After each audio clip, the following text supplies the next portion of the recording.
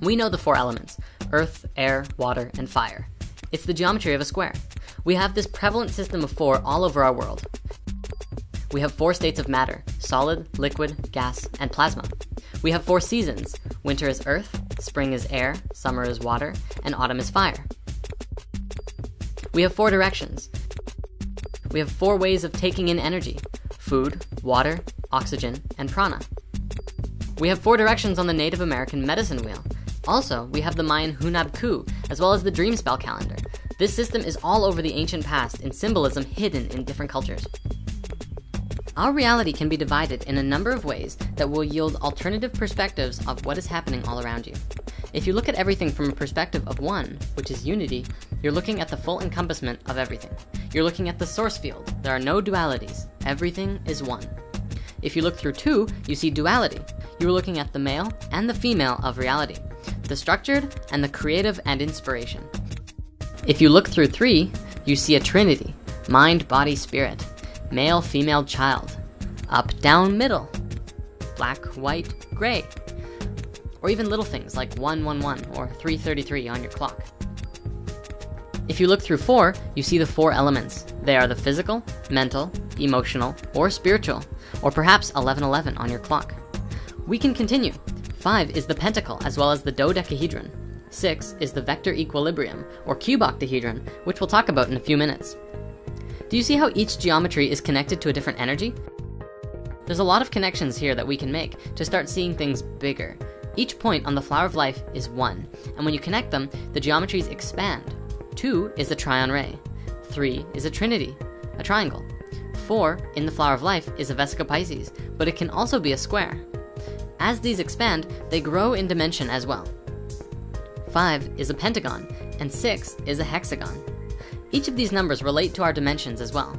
Dimensions and densities are very interconnected, although they are not the same. Dimensions go like this. 1 is 1 dot.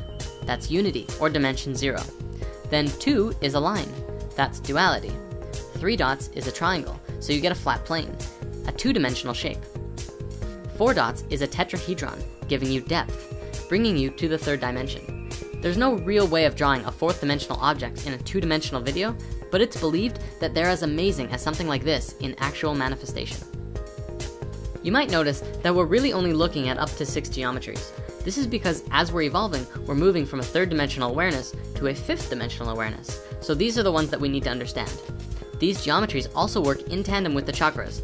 Everything is connected. So we have the 4 elements down, which means there are 2 more geometries to look at. Well, actually 3, but the Merkaba is a whole video on its own. The 5th geometry is the dodecahedron, which I associate to being the life geometry. Not creating life itself, but the expression of consciousness through the other 4 elements. Think of it like your awareness of each of the other elements, the awareness of your physical manifestation, the awareness of your emotional self, your mental self, and the realization and awareness of your spiritual self as well. We have 5 platonic geometries that form everything in creation, but we don't have a hexagonal shape. If we look at the flower of life, we see that its ultimate basic form is in a 6-pointed shape, called a hexagon. Want to see where else hexagons form in life?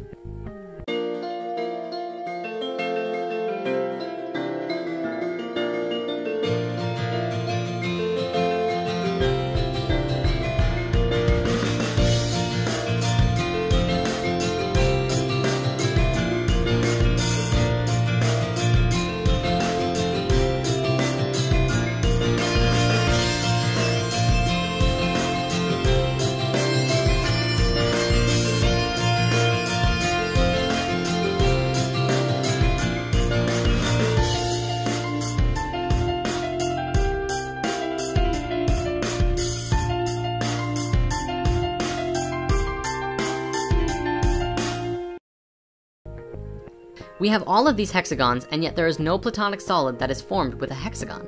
So what gives? Well, I want to introduce the vector equilibrium, which was coined by Buckminster Fuller. It is actually formed from 3 two-dimensional hexagons that swivel around each other, and its basic shapes that make it up are an equilateral triangle and the square. These are the 2 smallest shapes that you can make with straight lines, and together they balance at each other's corners to create the perfect shape. Why is it the perfect shape? Well, amazing physicist of the future, Nassim Haramein, has put together a movie called Black Hole that explains this. The reason is that every single line which is connected in this shape is the same distance away from every other point, including the very center of the shape itself.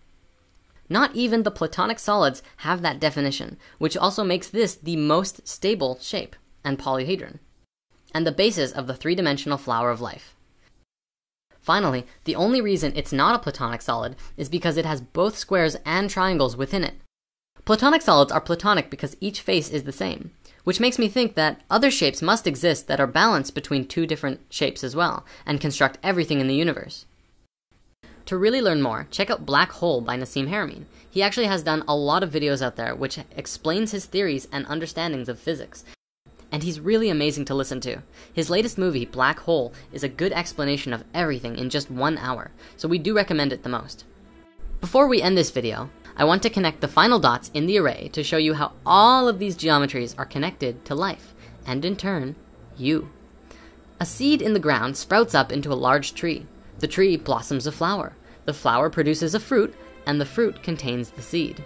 This is the natural progression of the cycle of life through consciousness on Earth. So let's translate that to geometry and see what happens. The seed of life sprouts the tree of life.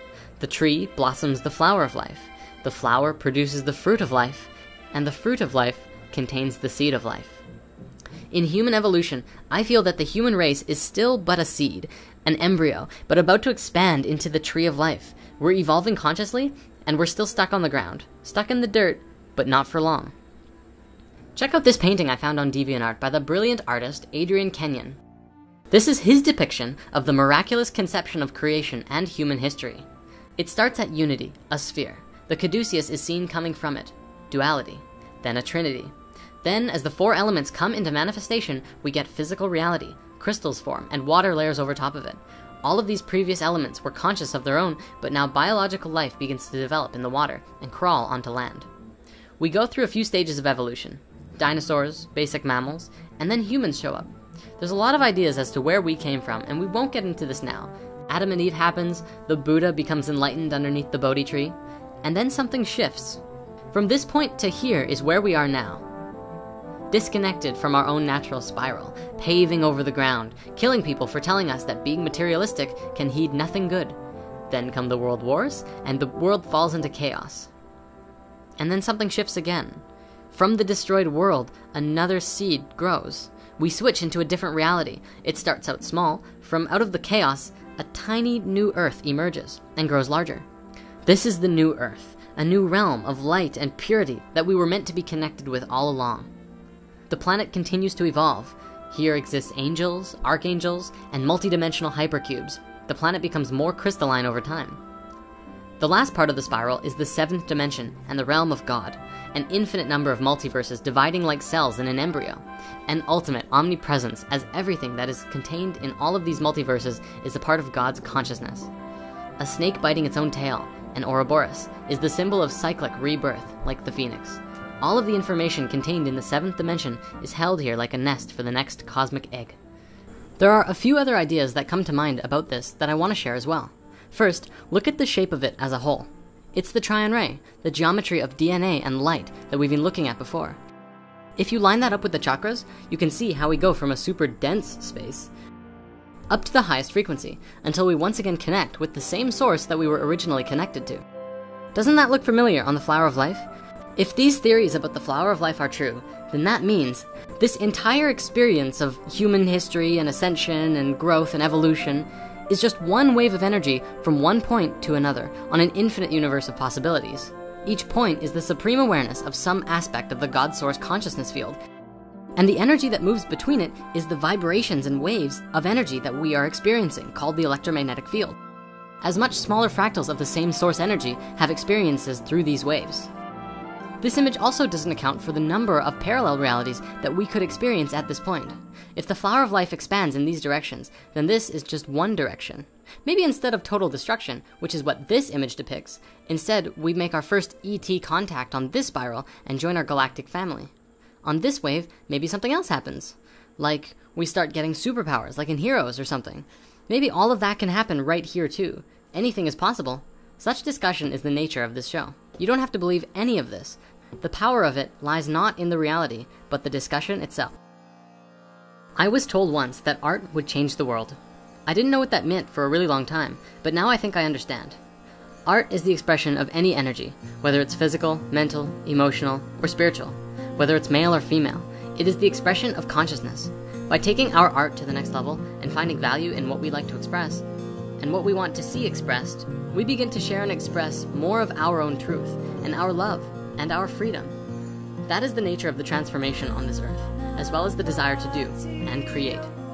The artist has put together a short explanation as well as a long 30-page detailed version of what this image truly means, at least to him. And if you want to go deeper, there are links in the comments to his website and DeviantArt page.